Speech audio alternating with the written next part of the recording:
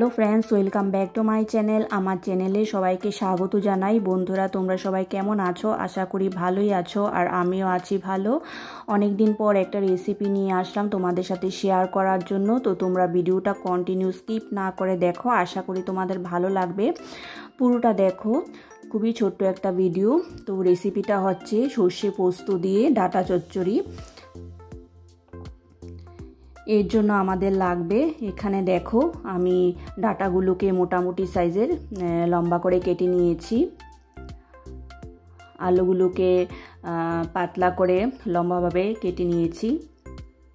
আর এই ডাঁটাগুলো দেখতে পাচ্ছ আমার গাছের ডাঁটা।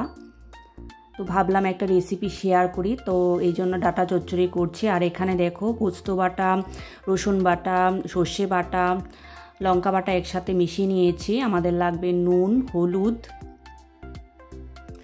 কালো জিরে। এখানে স্বাদটাকে ব্যালেন্স করার জন্য চিনি। আর রান্নাটা করছি সর্ষের তেলে। তো তোমরা দেখো কিভাবে এটা আমি বানাচ্ছি। এখানে দেখো কড়াই গরম হয়ে গেছে, এর মধ্যে সর্ষের তেল দিয়ে দিচ্ছি। তো তেল গরম হওয়ার পর কালো জিরে দিচ্ছি। তো গ্যাসের আঁচটা একটু কমিয়ে রাখবো যাতে পুড়ে না যায়।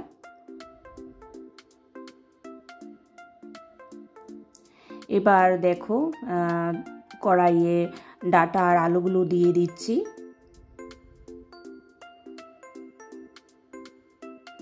তো ডাঁটাগুলো দেখেই বুঝতে পারছো কত নরম ডাঁটা। তো গাছের ডাঁটা, কোনো সার দেইনি আমি। বাজারের ডাঁটা থেকে অনেক ভালো, আর খেতেও খুব টেস্টি হয়েছিল।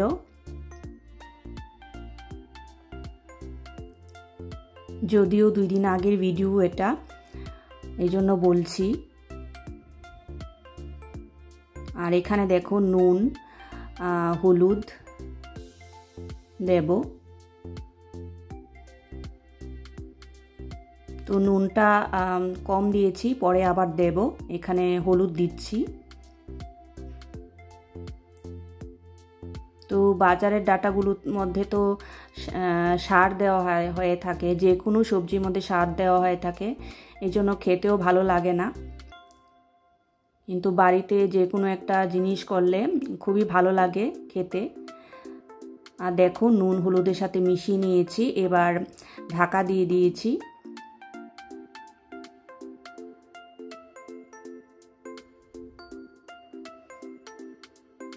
তো দেখো ভাজা হয়ে গেছে, আলু তো সেদ্ধ হয়ে গেছে, কিন্তু ডাঁটাটা আর একটু লাগবে সেদ্ধ হতে।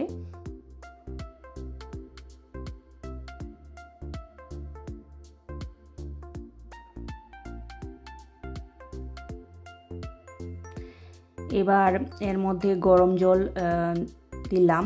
তো গরম জল সব সবজি তরকারি যে কোনো রান্নার মধ্যে দিলে মানে খুব টেস্টি হয় গরম জলটা ইউজ করলে। তো দেখো জল দিয়ে দিয়েছি, এবার আবার ঢাকা দিয়ে দিলাম।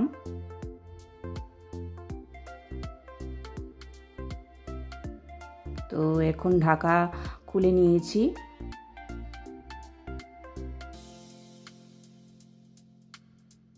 তো এখন ডাঁটা সেদ্ধ হয়ে গেছে, আলু তো এর আগে সেদ্ধ হয়ে গিয়েছিল। তো গাছের ডাঁটা সেদ্ধ হতে সময় লাগে না। আর এখানে দেখো যেটা বেটে রেখেছিলাম পোস্ত বাটা, সর্ষে বাটা, লঙ্কা বাটা, রসুন বাটা, সেই বাটাটা দিয়ে দিয়েছি। এখন মশলার জলটা এর মধ্যে দিয়ে দিলাম।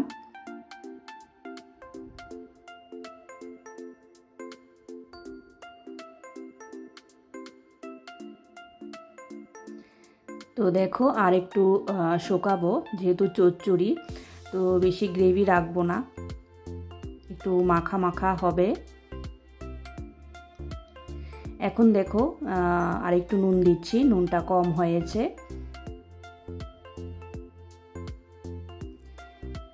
এবার চিনি দিচ্ছি। তো নিরামিষ তরকারি একটু চিনি দিলে বেশ ভালো লাগে খেতে।